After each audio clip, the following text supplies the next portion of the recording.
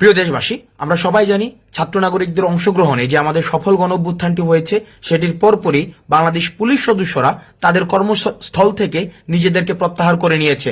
আজকে কিছুক্ষণ আগে আমি দেখতে পেলাম যে তারা 11টি দফা দাবি দিয়েছে, অর্থাৎ তারা যদি কর্মস্থলে ফিরতে চায় তাহলে 11টি দফা দাবি পূরণ করতে হবে। আমি প্রথম দফা দাবিটি আপনাদেরকে পড়ে শোনাচ্ছি।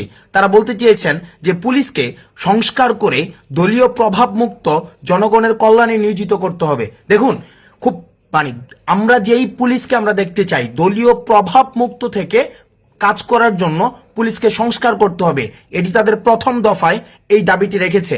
এবং এই দাবির সংস্কারের যে জায়গাটি, এটি সম্পূরক একটি জায়গা তারা যুক্ত করেছে। সেটি বলেছে, আমরা যে রঙের ইউনিফর্ম পরিধান করে কলঙ্কিত হলাম সেই পোশাকের রং পরিবর্তন করে কনস্টেবল থেকে আইজি পর্যন্ত একই ড্রেস কোড নিশ্চিত করতে হবে। এটি ছিল তাদের প্রথম দফার ক নাম্বার দাবি।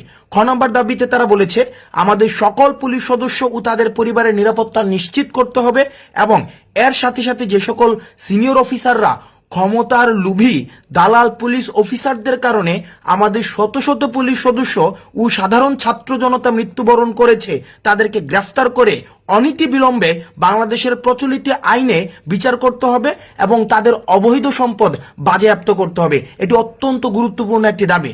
দেখুন এখানে কি বলেছে, এখানে তারা স্বীকার করে নিয়েছে, এখানে অর্থাৎ বাংলাদেশ পুলিশে অবৈধ ক্ষমতালোভী ব্যক্তি স্বার্থ হাসিলের জন্য অন্যান্য পুলিশ সদস্যকে তারা ব্যবহার করেছে এবং পুলিশ সদস্যরাই এখন দাবি করেছে যেসব পুলিশ সদস্য তাদেরকে ব্যবহার করে ক্ষমতার লোভে তাদেরকে ব্যবহার করেছে তাদেরকে বিচার করতে হবে এবং যেই ছাত্রদেরকে নির্যাতন করেছে যেসব পুলিশ সদস্যরা তাদের প্রমোশনের জন্য অথবা দলীয় লেজুর বৃত্তি মেনটেন করার জন্য তাদের কিন্তু তারা বিচার চেয়েছে।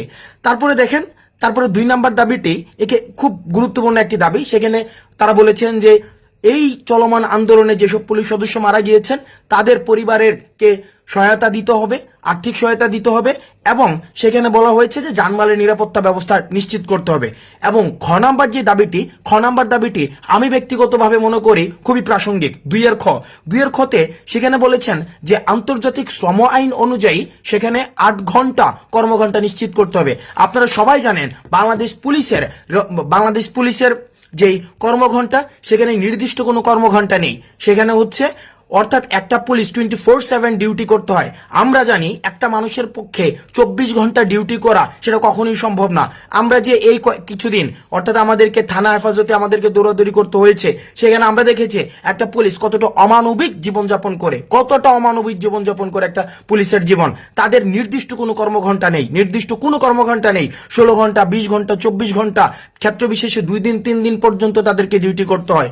তাদের টোটাল 11টি দফা দাবি রয়েছে এবং প্রত্যেকটি দফা আমি যেগুলো পড়েছি কিছু কিছু দফা হচ্ছে ডিপার্টমেন্টাল, কিছু দাবি, বেশিরভাগ দাবি বা আমি প্রথম যে 4টি দফা দাবি যেগুলো সার্বজনীন সাধারণ মানুষ বুঝবে, আমি এই 4টি দফা দাবি পড়েছি। 4টি দফা তারা 2টির মধ্যে বলেছেন, দেখুন আমরা এমন একটি পুলিশ চাই, আমরা বৈষম্য বিরোধী ছাত্র আন্দোলন এমন একটি পুলিশ চাই যে পুলিশ কখনোই হচ্ছে কোনো ধরনের গোষ্ঠী কেন্দ্রিক নিয়োজিত হবে না, বরং সেই পুলিশটি হবে জনগণের পুলিশ, অর্থাৎ পুলিশকে জনগণের সহায়তার জন্য জনগণের দোরগোড়ায় পৌঁছে দিতে পারবে।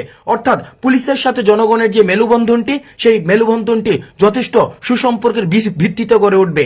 আমরা দেখেছি সাধারণ জনগণের যে ক্ষোভটি সেটি কিন্তু পুলিশের উপরে না, বরং সেই ক্ষোভটি হচ্ছে পুলিশের পোশাকের উপরে। অর্থাৎ যারা গত 16 বছর ধরে ফ্যাসিজম কায়েম করেছে এই পুলিশের পোশাকটি ব্যবহার করে, অর্থাৎ তাদেরকে লাঠিয়াল বাহিনীতে পরিণত করেছে। আমরা দেখেছি ছাত্রদেরকে দমন করার জন্য, সুশীল নাগরিকদেরকে দমন করার জন্য, যারাই নীতিগত সংস্কারের কথা বলেছেন তাদেরকে দমন করার জন্য পুলিশকে সবসময় লাঠিয়াল বাহিনী হিসেবে তারা ব্যবহার করেছে ক্ষমতালোভীরা। সুতরাং আমরা পুলিশের যে দাবিগুলো জানিয়েছে এই দাবিগুলোর প্রতি বৈষম্য বিরোধী ছাত্র আন্দোলনের একজন সমন্বয়ক হিসেবে আমি ব্যক্তিগতভাবে, এটি কোনো আমাদের আনুষ্ঠানিক বৈষম্য বিরোধী ছাত্র আন্দোলনের কোনো বক্তব্য নয়, আমি ব্যক্তিগতভাবে এই যে 4টি দাবি সেগুলিকে অত্যন্ত বা 11টি যে দাবি সেগুলিকে অত্যন্ত যুগোপযোগী মনে করছি এবং পুলিশকে জনগণের দোরগোড়ায় পৌঁছে দিতে এবং পুলিশের যে ভাবমূর্তি ক্ষুণ্ণ হয়েছে সেই ভাবমূর্তিকে আবার সেটাকে ফিরিয়ে আনতে, পুনর্গঠন করতে আমি বিশ্বাস করি এই যে দাবিগুলো সেগুলি প্রাসঙ্গিক। এবং আমরা বলতে চাই ছাত্র নাগরিকের অংশগ্রহণে যে অন্তর্বর্তীকালীন সরকার গঠিত হতে যাচ্ছে, আমরা বিশ্বাস করতে চাই সে অন্তর্বর্তীকালীন সরকার এই 11 দফা দাবিকে অবশ্যই আমলে নেবে।